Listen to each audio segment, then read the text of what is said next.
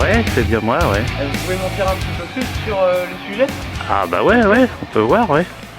Disons qu'au départ, bon, j'ai toujours rêvé d'avoir un bicylindre en V anglais. Alors bon, il y a plusieurs possibilités. Il y a les Vincent, les brutes supérieures. Bon, ça c'est du matériel qui n'est pas tellement accessible. Donc, vous avez décidé de faire vous-même votre propre bicylindre en V. Ouais, donc ce qui s'est passé, c'est que j'avais beaucoup de pièces de 250 C11 en stock, plusieurs moteurs d'avance, parce que c'est une moto que j'ai autrement en standard, entière, et puis en plusieurs exemplaires déjà, et j'avais plein de pièces. D'accord, donc c'est un modèle C11 à la base. Voilà, c'est ça, c'est un moteur donc 250 C11 G, donc avec alternateur et comment dire, vis platiné en bout de Villebrequin. Et bon, moi je suis parti de ce moteur-là et bon, avec beaucoup de modifications quoi, en fait. D'accord, donc on va voir justement quelles modifications vous avez apportées pour faire cette moto qui s'appelle finalement la Bizza. Ouais, bah, je l'ai appelé comme ça, quoi. C'est un petit clin d'œil entre le Bizza, c'est Bizza en fait. D'accord, c'est la Bizza.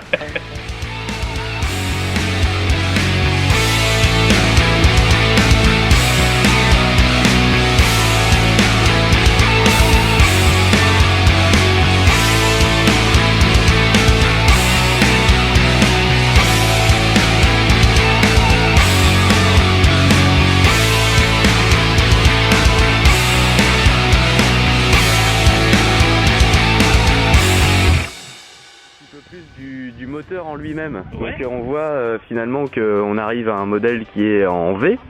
Ouais, c'est ça. Ouais. Donc qu'est-ce que c'est? C'est des 250 initialement par rapport à la C11? Voilà, donc en fait c'est deux cylindres de 250 C11 G. Donc en fait j'ai recréé une naissance de cylindre sur le carter initial. Donc j'ai joué de la scie à métaux, du poste de soudure alu pour reformer le carter.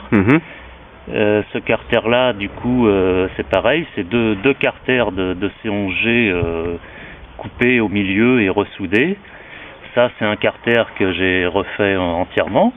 Du coup, j'ai remis un arbre à cam par cylindre et deux carburateurs. Donc en fait la base est vraiment le moteur C11 et au niveau de l'embiellage j'ai donc refait les bielles.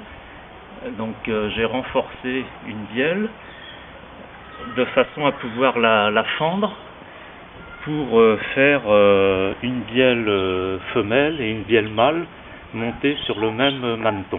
D'accord. Style Harley Davidson, un peu le montage Harley quoi.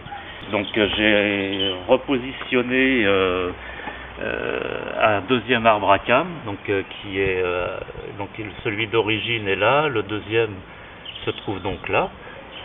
Bah, si vous passez de l'autre côté, donc du coup on a les deux carburateurs, donc un carburateur par cylindre.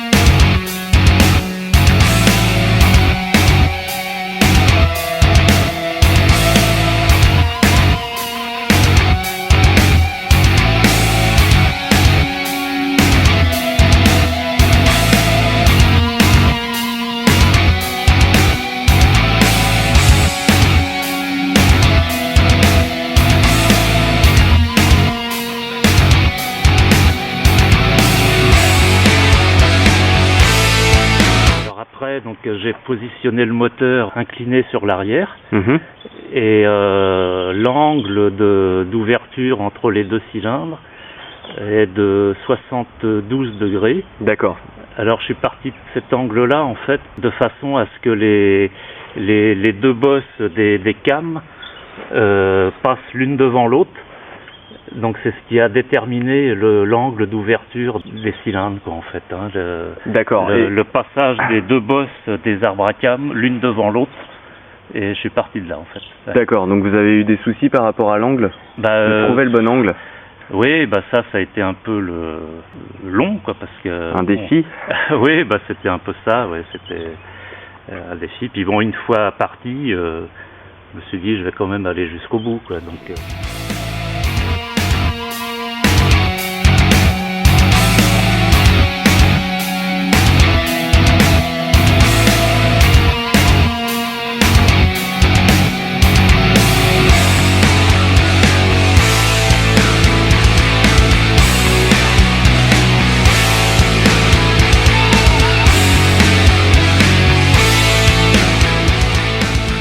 Et finalement, est-ce que vous pensez que les ingénieurs BSA auraient pu créer un moteur qui ressemble à celui des Vincent ou de Harley ça vous semble réaliste?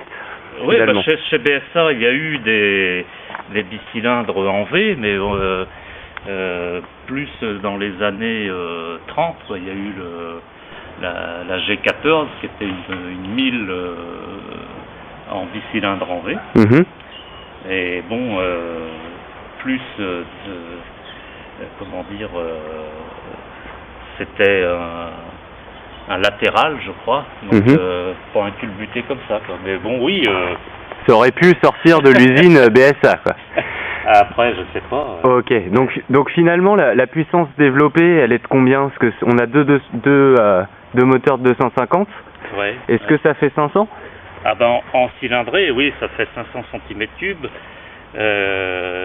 Parce que bon, au niveau de la distribution, j'ai pu recaler les arbres à cames de façon à ce que et l'allumage de façon à ce qu'il y ait une explosion tous les tours, en fait. Hein?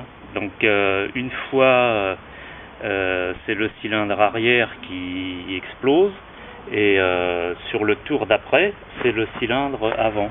D'accord. Sur un 4 temps, bon, il y a une explosion tous les deux tours sur un monocylindre, quoi. Donc là, le fait de ce calage là, en fait, le moteur ne vibre pas. Bon, c'est vrai que c'est particulier, quoi, mais ça fait un peu un bruit de deux chevaux. On écoutera ça tout à l'heure. Ouais. D'accord. Au niveau de la partie cycle, ouais. Bon, j'ai été obligé de couper. En fait, en gros, j'ai tronçonné le cadre à peu près à cet endroit-là. J'ai coupé aussi le tube de descente qui relie le moteur normalement en partie basse pour pouvoir faire passer le cylindre à ce niveau-là. Donc ça m'a amené à faire des grosses pattes là, un peu là, style nageoire de baleine un peu là, donc qui sont reprises sur la poutre centrale du cadre dessous là ici. Et donc je viens chercher les deux culasses, en fait. Donc c'est un moteur un peu suspendu, quoi, en fait, cadre interrompu. Et donc il est repris derrière quand même, suivant sa fixation d'origine, quoi. Juste incliné un peu sur l'arrière.